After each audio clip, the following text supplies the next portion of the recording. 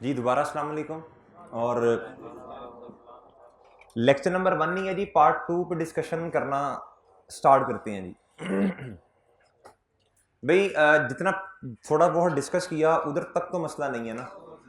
जिसको इन कॉन्सेप्ट्स में मसला है ना, इन कॉन्सेप्ट्स का बिल्कुल भी जो FAR 1 से रिलेटेड कोई लिंक नहीं है, लेकिन चूंकि ये अकाउंटिंग की बेसिक्स हैं, इनका इनडायरेक्टली FAR 1 के साथ बहुत गहरा ताल्लुक है। क्या है इनडायरेक्ट, लेकिन गहरा बहुत ज्यादा है। सही है ना जी। जिसको मसला होगा वो भी मेरे पास आ जाएगा, ठीक है, उसका इंशाल्लाह हल निकालते हैं। ये बहुत सारे मसले आजकल आ रहे हैं बच्चों को कि अकाउंटिंग एग्जाम्ट होने की वजह से, लेकिन इसका हरगिज़ ये मतलब नहीं है कि जिसकी अकाउंटिंग एग्जाम्ट है वो इधर नहीं चलेगा। सिर्फ ये होना चाहिए कि उस बच्चे को ना पहले जो 25-30 लेक्चर्स है ना वो आने चाहिए, वो इंशाल्लाह इजीली क्या कर लेगा, पास कर लेगा। ठीक है, तो परेशान नहीं होना भाई। ओके, जिन्होंने पढ़ी है उन्होंने तो वैसे ही नहीं ना होना, और कुछ बच्चे हैं उन्होंने तो वैसे ही जिंदगी में परेशान होना ही नहीं है, जो मर्जी होता रहे जी। तो ऐसा भी नहीं करना। अगली बात भाई अब मैं करने लगा हूं। अब हम स्टार्ट करते हैं ऑफिशियली स्टार्ट करते हैं सर अपना टॉपिक, जिसका नाम है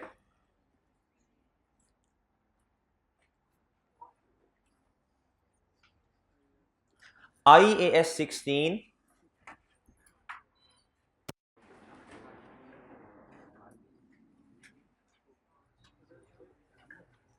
प्रॉपर्टी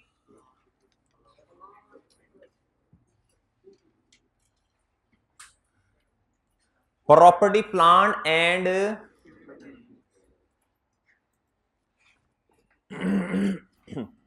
जी भाई, प्रॉपर्टी प्लान एंड इक्विपमेंट। अच्छा मुझे ये बताएं जरा, वो बच्चे कौन कौन से हैं जिनकी आगे ना क्लास है सर अदनान की अभी? माशाल्लाह जी, 11-20 पे क्लास है, 11-15 पे है, तो सर तो 11-15 फिर आ जाते हैं ना। चलें चलें ठीक है। इसके अलावा तो कन्फ्लिक्ट नहीं है ना किसी का कोई और? ये एक मसला है, चलें इसे देखते हैं। चले भाई बात सुन लें, ये मेरी ओ गुड्डू इधर देखो, जिन बच्चों की क्लास है ना 11 सरदनान की, उन्होंने क्लास के फौरन टिटो पार्टी नहीं करनी, फौरन क्लास में जाना है। सही है ना जी। मैं अब छोड़ दूंगा, आप ऊपर चले जाएं, तो ये सीधा क्लास में जाना है आपने फौरन। और अगर कभी गलती कोताही हो जाए मेरे से थोड़ा लेट, तो आपने कहना सर वो मैं हल्का सा ऊपर नीचे नहीं, सरदनान की क्लास जो टाइम है ना उसी पे ही स्टार्ट होनी होती है जी। वो बड़े माशाल्लाह कम। अच्छा अगली बात सुनो गुड्डू, अगली बात सुनो, इधर देखो तवज्जो से। IAS 16 property plan and equipment. भैया ये हमने अपनी अकाउंटिंग में इस चैप्टर को ना पढ़ रखा है। क्या है? पढ़ रखा है। वो चैप्टर था चैप्टर नंबर 6 डेप्रीसिएशन। कौन सा चैप्टर था? चैप्टर नंबर 6 क्या? डेप्रीसिएशन। क्या? उधर इसका नाम था जी डेप्रीसिएशन। क्या भाई? तो सर ये एज इट इज, ये सारा का सारा हमने स्टैंडर्ड पढ़ा हुआ है अकाउंटिंग में? नहीं, सारा नहीं पढ़ा, कुछ उसूल सीखे थे इसमें, कुछ चीजें सीखी हैं, बाकी इंशाल्लाह किधर सीखेंगे भाई? FAR 1 में। अच्छा जी मुझे कोई स्टूडेंट ये बताए, किसी को याद हो कुछ, चलें छोड़ें अभी रहने दे, मैं ही बताता हूं भाई डेप्रीसिएशन क्या होती है। भाई देखें, हमने ना अकाउंटिंग में जो डिस्कशन की थी, हमसे मुराद है जो बच्चे पढ़ के आए हैं, जारी बात है उस्तादों ने ये चैप्टर पढ़ाया है, सही है। इस चैप्टर के अंदर ना हम क्या करते हैं, डेप्रीशिएट का मतलब है चीज की वैल्यू में कमी आना। चीज की वैल्यू में क्या आना? कमी आना, चीज की वैल्यू कम हो जाना, इसे क्या कहते हैं जी? डेप्रीशिएट हो गया, डेप्रीशिएट हो गया एसेट। और एप्रिशिएट का मतलब क्या होता है? चीज की वैल्यू का बढ़ जाना। क्या होना? बढ़ जाना। क्या होना? अकाउंटिंग के अंदर चीज की वैल्यू कम होती थी, आहिस्ता आहिस्ता बढ़ती थी, कम होती, इसे कहते हैं डेप्रीसिएशन। क्या बोलते हैं? डेप्रिसिएशन। अच्छा, इसकी डेफिनेशन कोई अगर मुझे बता दे तो मेरी भी रिवाइज होगी। चलें, छोड़ें, मैं बताता हूँ, मैं देखता हूँ भूल तो नहीं गया मैं।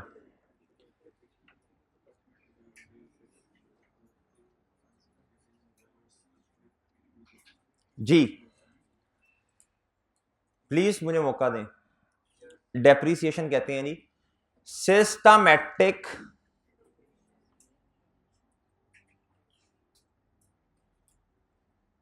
एलोकेशन ऑफ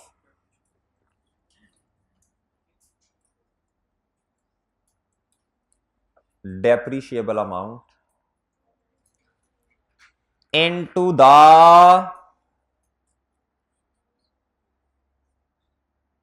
भाई एज्यूम करें सब बच्चे कि आज से पहले ये डेफिनेशन नहीं पढ़ी, नहीं है हमारे लिए। क्या है? जब आप चीज को नए रुख से देखते हैं ना तो कॉन्सेप्ट मजीद अच्छा होता है। इनटू द, भाई आपने भी मुझे क्लास के बाद मिलना है रेरा, इतनी दफा बाहर जाने की वजह। Into the useful life of an asset. Okay, अब इसमें ना कुछ टेक्निकल टर्मिनोलॉजीज हैं। क्या है भैया? टेक्निकल कहते हैं जी डेप्रिशिएट होना है एसेट ने। भाई जो नॉन करंट एसेट होता है ना, पता क्या होता है आपको? भाई नॉन करंट एसेट होता है वो वाला एसेट जिसने हमें फायदा देना 1 साल से ज्यादा। That will give benefit more than 1 year in the future in the future. इसने हमें फायदा देना 1 साल से ज्यादा के अरसे तक। ऐसे ही है। एक होता है करंट एसेट, एक होता है नॉन करंट एसेट। दो एसेट्स होते हैं ना, दो टाइप्स हैं एसेट की। करंट एसेट वो है जिसमें से करंट 12 महीने से पहले निकल जाएगा, और जो नॉन करंट है उसमें करंट ज्यादा होता है जरा, तो वो 12 महीने से, जी 12 महीने से ज्यादा चलेगा, यानी 1 साल से ज्यादा चलेगा। ओके ओके भाई जी। इस जी जी नहीं करंट पे नहीं होती, आता हूं मैं इस बात पे इंशाल्लाह बताता हूं। एसेट्स दो तरह के होते हैं, सही है, एक होता है करंट और एक नॉन करंट। अभी आता हूं इस बात पे, इस डेफिनेशन में इंशाल्लाह सब बातें कवर हो जाएंगी। फिर भी कुछ कवर ना हो तो पूछ लीजिएगा। जब इस पे आऊंगा ना ऑफ एन एसेट, इधर गुफ्तगू करूंगा। सिस्टमैटिक एलोकेशन, भाई आपका दिल करता है जी एक एसेट है, एक एसेट है जी, उसको आज ही सारा डेप्रिशिएट कर दो। अकाउंटिंग वाले कहते हैं यार इस तरह टिटो पार्टी से नहीं करनी ना आपने, जिस तरह हम कहते हैं वैसे इसकी वैल्यू को आहिस्ता आहिस्ता करके आपने कम करना है। सही है। उन्होंने ना कुछ मेथड्स बताए हैं। क्या बताए हैं? कुछ मेथड्स। वो कुछ 4-5 मेथड्स हैं जिसको इस्तेमाल करके, यानी हर मेथड का ना अपना अपना एक फॉर्मूला है। क्या है? अपना अपना क्या है भैया? फॉर्मूला है। क्या है? अपना अपना फॉर्मूला है। अभी ना मैं सारे मेथड्स आपको नहीं बताऊंगा, मैं अज्यूम करूंगा कि आपने पहले नहीं पढ़ा हुआ, आप जीरो, बिल्कुल नहीं आपको पता चीजों का। तो कुछ मेथड्स हैं। क्या हैं? कुछ मेथड्स हैं जिनको इस्तेमाल करके हमने एसेट की वैल्यू को क्या करना है। अच्छा मुझे एक बात बताएं, एक एसेट आपने मार्केट से 100 रुपीज का लिया। मुनहमिर बेटा इधर देखो, तेरा ध्यान किधर है? हमने एसेट कितने का मार्केट से लिया? 100 रुपीज का। कितने का? 100 का। अब भाई हमने इस एसेट को इस्तेमाल करना है 5 साल। कितना? 5 साल इस्तेमाल करना है इस एसेट को। कितना? भाई अकाउंटिंग वाले कहते हैं आपने एक चीज से, चीज एसेट है ना इधर, उससे जितना फायदा उठाना है ना, कहता उतनी देर पे ही उसके फायदे को बिखेर दो।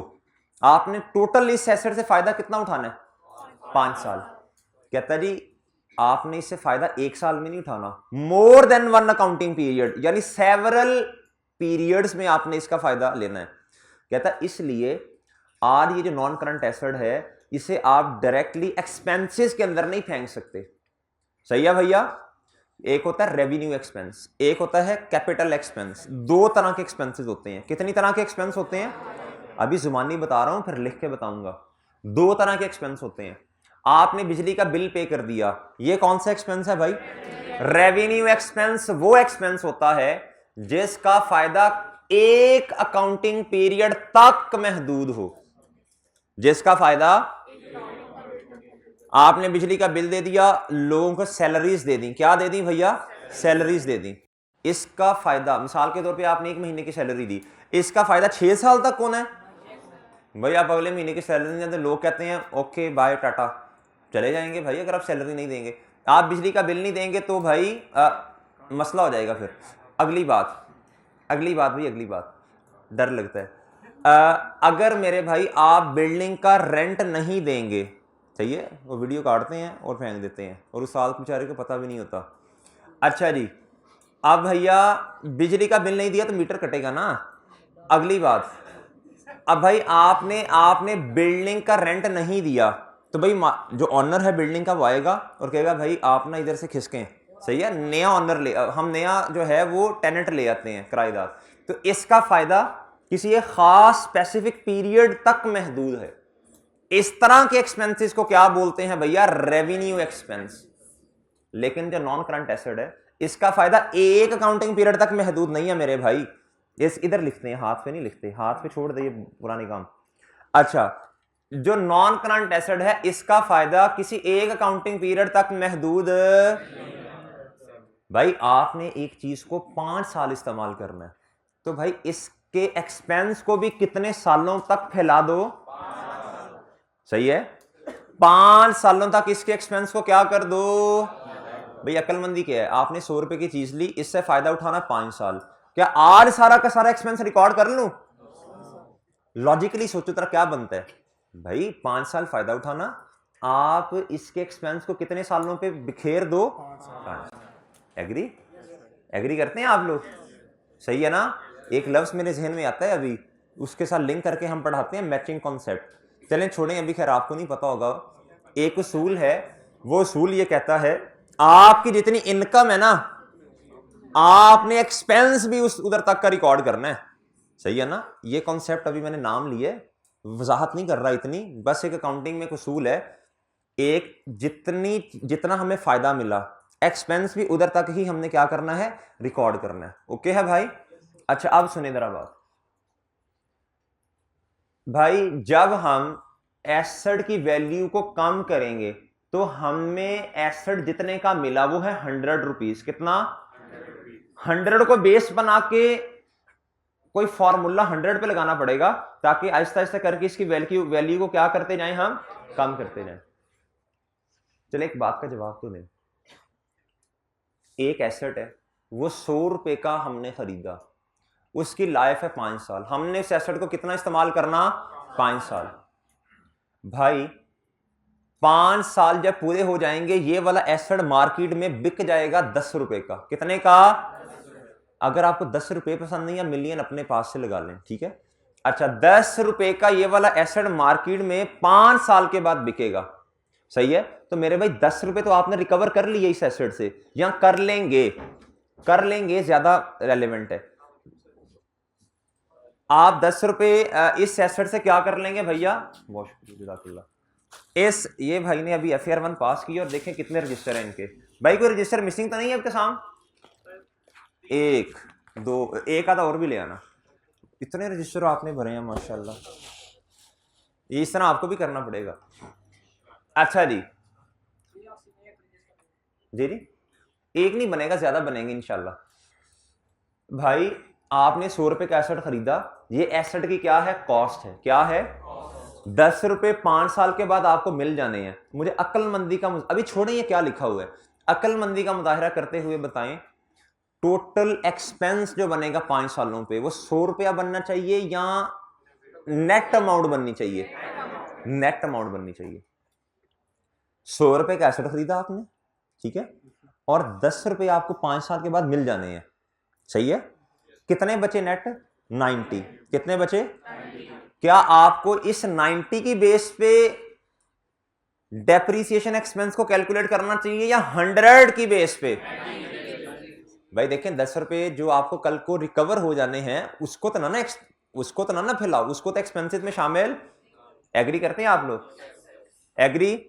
अब इस डेफिनेशन पे आए, कहता सिस्टमैटिक एलोकेशन, ये लफ्ज बड़ा अहम है, सिस्टमैटिक कहता कुछ मेथड्स हैं, उनको बेस बनाकर हम एसेट को क्या करेंगे, डेप्रीशिएट, उसकी वैल्यू को कम कर देंगे।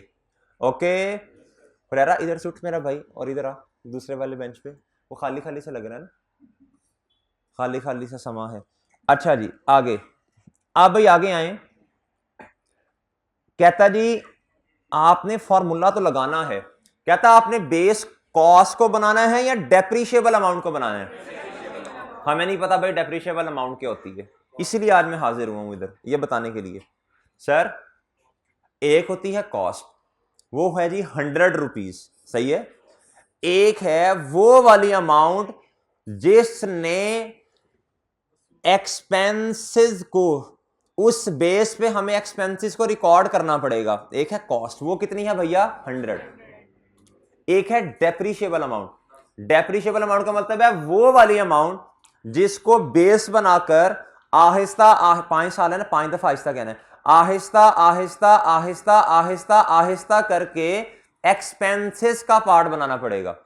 बात समझे भाई, डेप्रीशिएबल अमाउंट कुछ और होती है और कॉस्ट कुछ और, ये दो मुख्तलिफ कॉन्सेप्ट्स हैं। कॉस्ट कुछ और चीज है भाई और डेप्रीशिएबल अमाउंट कुछ और चीज है। इसका मतलब है अगर डेप्रीशिएबल अमाउंट मुझे फाइंड करनी पड़े क्वेश्चन में तो ऐसे कर लूंगा, कहता कॉस्ट, इसमें से कुछ माइनस होगा, मुझे नहीं पता क्या होगा, अभी मैं याद करने की कोशिश करता हूं। कहता फिर जाके हमारे पास क्या आएगा, इसमें से क्या माइनस होना चाहिए, वो मुझे नहीं पता, वो वाली अमाउंट अभी बताता हूं ना यार, असल में रट्टा लगाता हूं ना मैं, तो वो रट्टे के बाद एक चीज आएगी सामने, सही है, वो वाली फिर अब लफ्ज इधर लिख दूंगा। भाई रट्टा नहीं लगाते, चीजों को कॉन्सेप्चुअली समझते हैं, क्या करते हैं, कॉन्सेप्चुअली समझते हैं, कॉन्सेप्चुअली समझे बात को। भाई क्या चीज इधर से माइनस करूंगा तो मेरे पास क्या आ जाएगी, डेप्रीशिएबल अमाउंट आएगी। भाई वो वाली अमाउंट मुझे इधर से माइनस करनी पड़ेगी जो amount at end of the useful life, मैं जब एसेट को बेचूंगा end of the useful life, वो वाली अमाउंट मुझे रिकवर हो जाएगी। सही है, कहता आज खड़े होके एस्टिमेट लगाएं कि 5 साल जब एसेट अपनी लाइफ जिंदगी पूरी कर ले, आप मार्केट में जाएं दुकानदार के पास और आप उसे कहें मैंने ये एसेट बेचना है और वो खरीदने के लिए तैयार भी हो जाए, तो कितनी अमाउंट इस एसेट से आप क्या कर लें, रिकवर कर लें। कहता वो अमाउंट इधर से क्या करें, कहता जी माइनस तो कर दें। कहता अब ना मैं आपको नाम बताता हूं, हमने क्या बताएं, कहता इसका नाम होता है रेसिडुअल वैल्यू। क्या होता है, या सैल्वेज वैल्यू या स्क्रैप वैल्यू। कहता हो सकता है एसेट एज इट इज ना बेचे, आपको ना लोया इस तरह, कहता आपको स्क्रैप में बेचना पड़े, क्या करना पड़े भैया, आपको एसेट स्क्रैप में बेचना पड़े। ये वाला लेक्चर आ जाएगा, आप उधर से ले लीजिएगा, जो भी गई हैं इन्हें बता दीजिएगा। भाई जिन बच्चों की क्लास है ना वो फिर कुछ इस तरह कोई ना कोई करते हैं कि उनका लेक्चर जो है ना उसका नुकसान ना हो, हर्ज ना हो। अच्छा जी जी जी जी जी बिल्कुल है।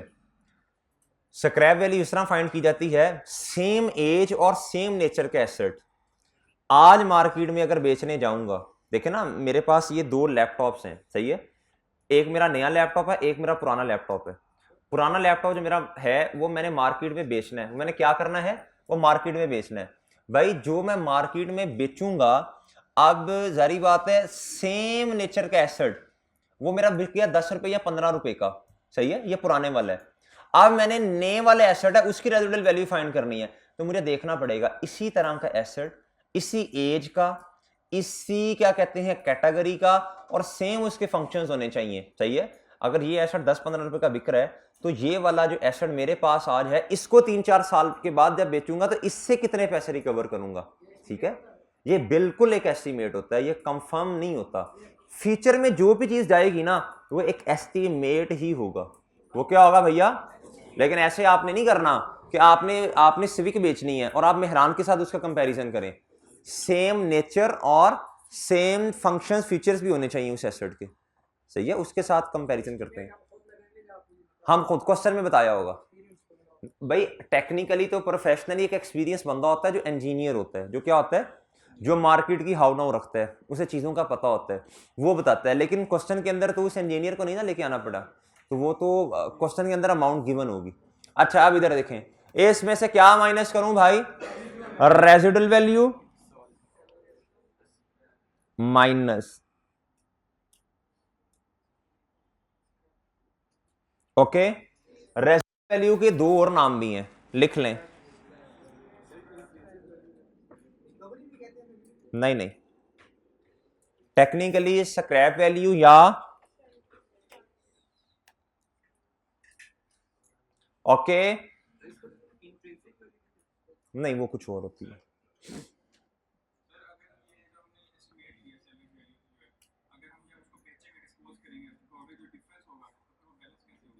वो देखें, हम शुरू में एक अमाउंट ही ऐसी एस्टिमेट कर रहे होते हैं जो and of the useful life asset को बेचेंगे तो वही अमाउंट हमारे पास आएगी।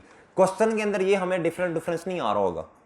प्रोफेशनली, टेक्निकली और प्रैक्टिकली ये सारी चीजें ऐसे होती हैं, लेकिन क्वेश्चन के अंदर ऐसा बिल्कुल नहीं होगा। ठीक है, क्वेश्चन में नहीं ऐसा होगा तो क्वेश्चन सॉल्व ही नहीं होगा ना भाई। अच्छा जी, अब भाई बात सुनिएगा जरा। अगर आपसे अब कोई पूछता है कि आप सिस्टमैटिक एलोकेशन के बारे में गुफ्तगू समझ आई है तो आप बता सकेंगे उसे? अगर आपसे कोई ये पूछेगा डेप्रिशिएबल अमाउंट क्या होती है तो आप उसे बता सकेंगे? कभी भी अगर सवाल के अंदर डेप्रिशिएबल अमाउंट मौजूद है तो डेप्रिशिएबल अमाउंट और कॉस्ट दोनों क्या होंगी भैया? डिफरेंट होंगी। क्या होंगी? ये बात याद रखिएगा। ओके, आगे बात आती है तीसरा पॉइंट, बड़ा अहम।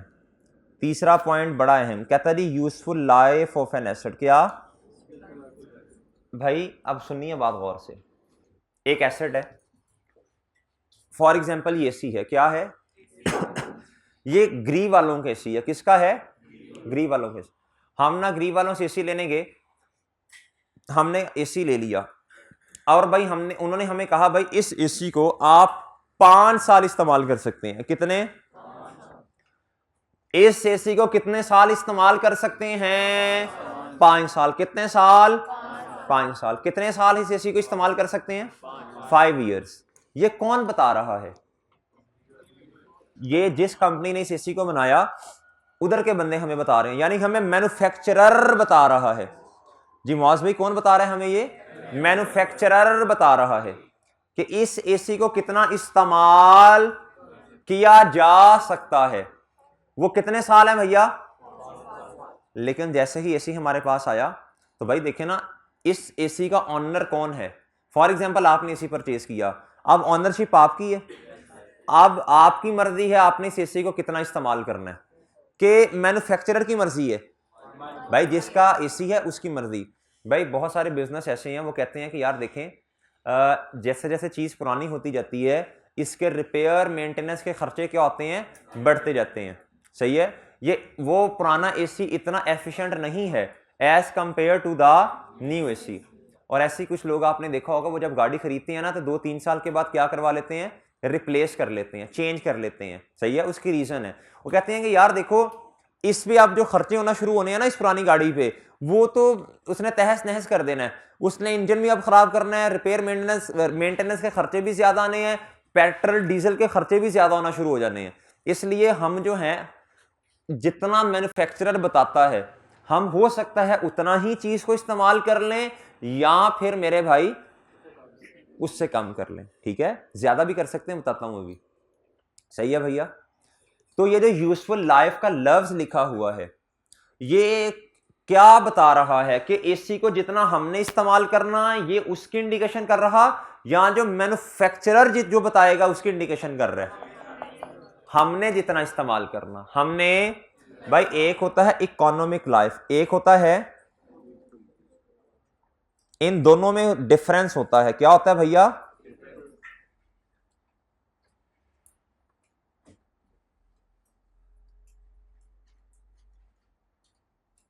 ओके, इकोनॉमिक लाइफ कौन बताता है भाई? बताएं।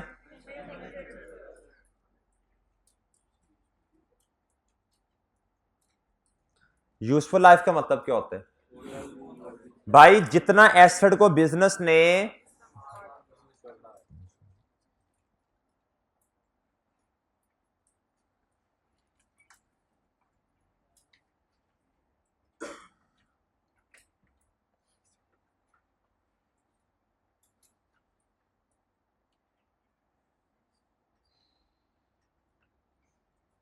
ओके,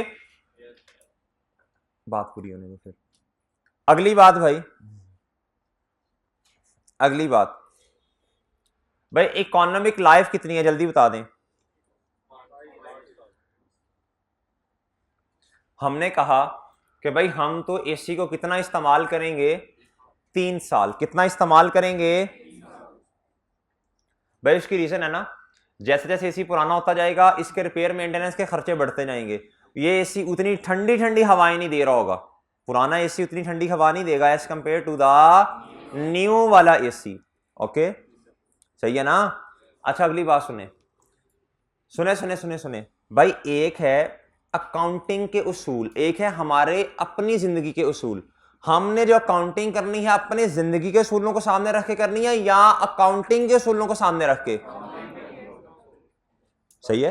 मैक्सिमम भाई मैन्युफैक्चरर कहता है मैक्सिमम इस एसी को 5 साल इस्तेमाल करते हैं, कर सकते हैं, उसके बाद मेरी जिम्मेदारी नहीं है। अब मेरे सवाल का ना जरा ध्यान से आपने जवाब देना है। अभी आपके जहनों में एक सवाल आ रहा होगा, ध्यान से इसका जवाब देना है। एक है आपकी जिंदगी के अपने असूल। आपने कहा सर जी ले हमारे घर में एसी लगा 12 साल हो गए अभी लगा हुआ, हमने उतारा ही नहीं है, तो ये तो फेल होगी बात जो आपने बताई। मैंने यही अर्ज की है, एक है आपके जिंदगी के अपने असूल, एक है अकाउंटिंग के असूल। हम मैक्सिमम मैक्सिमम किताबों के अंदर इस एसी को कितनी देर तक रख सकते हैं, मैक्सिमम ये बात बता दें। एक है जिंदगी के उसूल, एक है अकाउंटिंग के उसूलों को सामने रखें और मैक्सिमम बताएं भाई। मैक्सिमम 5 साल। आपके सर हमारे घर में एसी लगा वो तो 15 सालों से चल रहा है।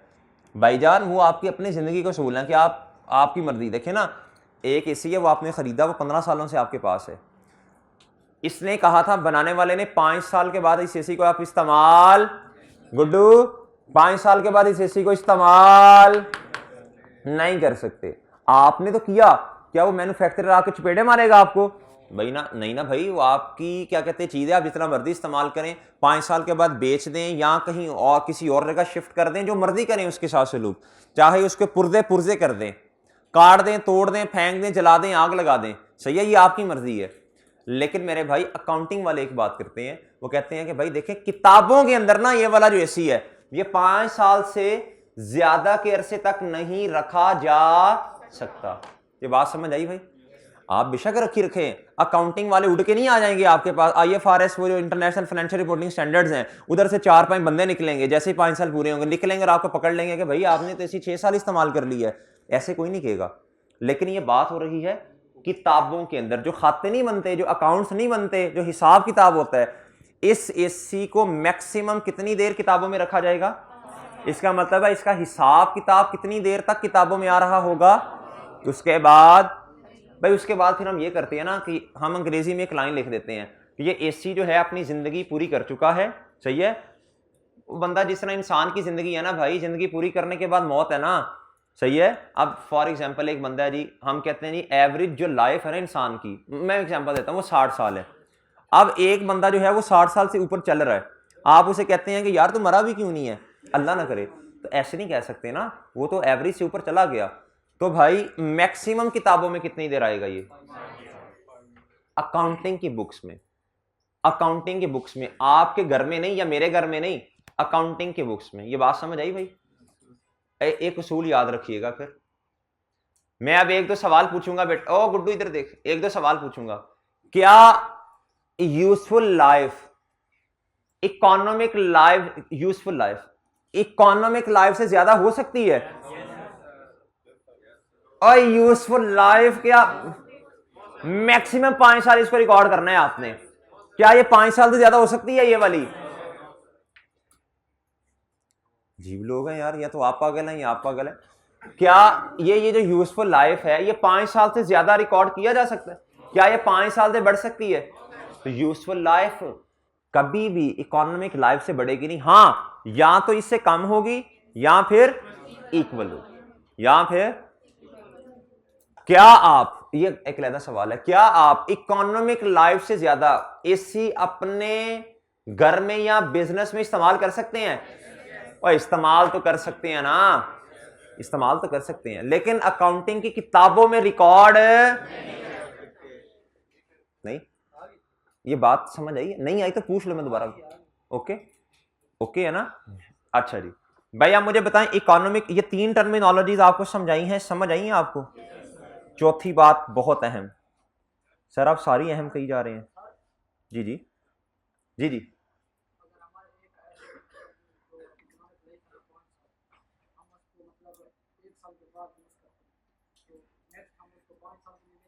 नहीं नहीं नहीं, ये आपका सवाल जो है ये थोड़ा एडवांस है, ठीक है, ये भी पढ़ेंगे इंशाल्लाह। इन भाई का सवाल ये है कि सर एक एसी है, उसकी लाइफ है 5 साल, कितनी है? 5 साल। हमने इस एसी को इस्तेमाल करना शुरू किया 1 साल के बाद, यानी ब्रॉट इनटू यूज का लफ्ज आता है, हमने 1 साल के बाद इस्तेमाल करना शुरू किया। अब इसकी लाइफ को बढ़ा के आगे ले जाएंगे? अभी मुझे नहीं पता, अभी मुझे नहीं पता।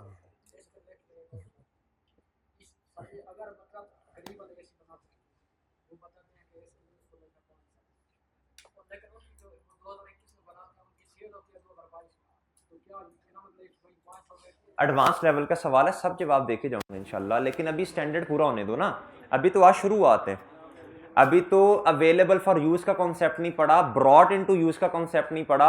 अगर ऐसी हमारे एसी हमारे पास आ जाए, हमारे और हम इसको वेला पड़ा रहने दें, वेला पड़ा है, वेला जैसे हम घर में वेले पड़े रहते हैं, काम ही नहीं करते कोई ना काउंटिंग ना FAR 1 ना बी लॉ, वेले पड़े हैं, तो भाई इस पर डेप्रिसिएशन आएगी कि नहीं आएगी, ये एक अलग कॉन्सेप्ट है जी।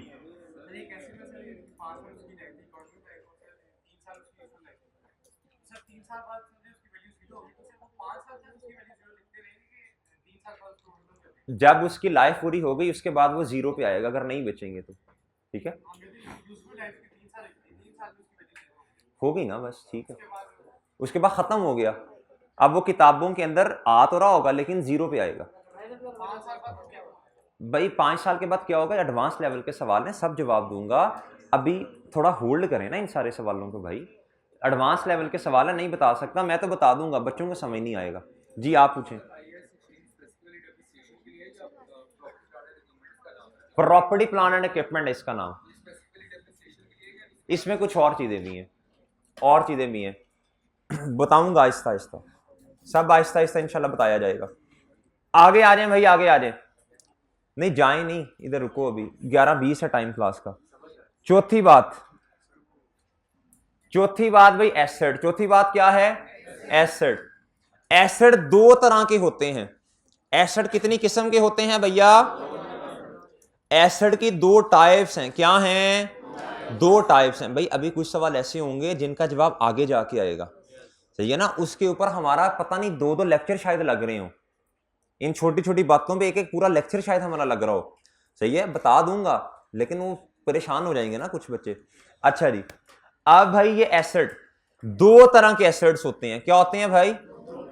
भाई एक तो है ना एसिड की टाइप, करंट और नॉन करंट, इसके अलावा इधर देखिएगा, एक है जी एसिड, इसकी कितनी टाइप्स हैं? एक है सर, और एक क्या है?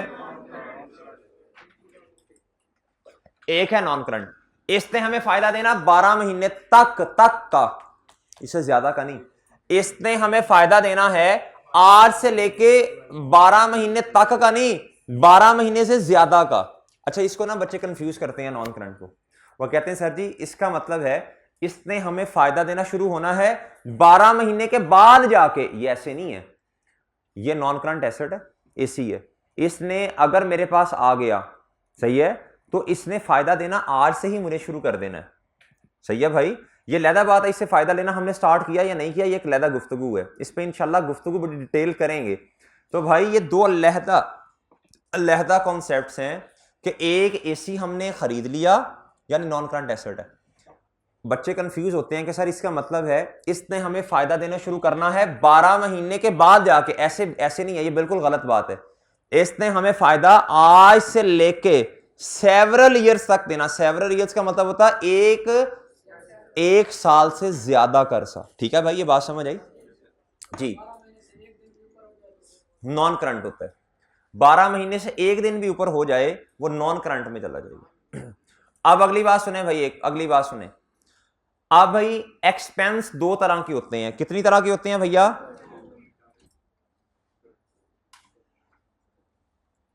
भाई एक होता है रेवेन्यू एक्सपेंस, और एक होता है कैपिटल।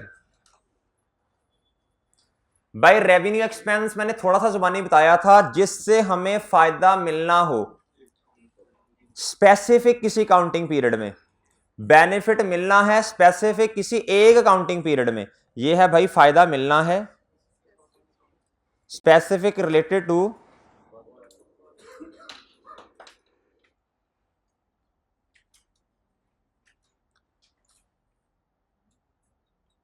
और भाई इधर इधर इधर कैपिटल एक्सपेंस क्या होते हैं? इससे हमें बेनिफिट मिलना है एक अकाउंटिंग पीरियड से ज्यादा के अरसे तक।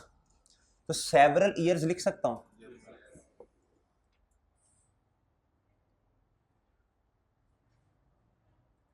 सेवरल ईयर्स क्या, यह बेनिफिट की बात हो रही है। क्या बात हो रही है? और यह बात किसकी है? आप सुनना भाई, प्लीज बात सुनिएगा। भाई एक चीज है जिसने हमें 4-5 साल से ज्यादा का बेनिफिट देना, सही है भाई। है तो देखे ना, ये एसी है तो ये भी एक किस्म का एक्सपेंस ही। नॉन करंट एसेट हमने खरीदा है तो ये भी एक्सपेंस। हमने चीजें खरीदनी जो बेचने की नीयत से चीजें खरीदी हैं, ये हमारी क्या है? परचेजेज हैं। ये क्या है? परचेजेज हैं। आप भाई ये जो परचेजेज हैं ये भी हमारा एक्सपेंस है। ये भी क्या है? ये भी एक्सपेंस है भाई। लेकिन ये वाला एक्सपेंस इसने 1 साल से ज्यादा का बेनिफिट देना, इसलिए इसके फायदे को बहुत सारे सालों पे क्या कर देंगे?